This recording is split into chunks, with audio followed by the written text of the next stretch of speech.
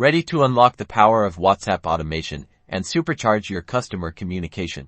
Let's dive right into creating your Aisensy account, granting you access to a world of enhanced engagement. First, head over to the Aisensy website. The link is conveniently located in the description below.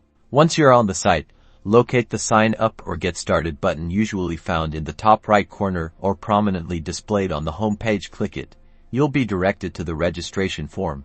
Now, fill in the required details. This usually includes your full name, a valid email address that you actively use, and a strong, secure password. Make sure to double-check everything to avoid any typos. After submitting the form, keep an eye on your inbox. Aisensy will send you a verification email. This is a crucial step to activate your account. Open the email and look for the Verify Account button or a verification link. Click on it. This will redirect you back to the Aisensy platform.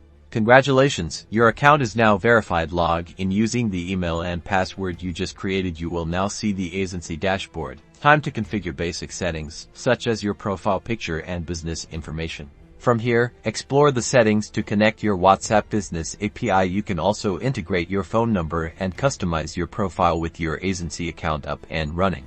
You're all set to automate your messages, boost engagement, and revolutionize your customer interactions. Enjoy.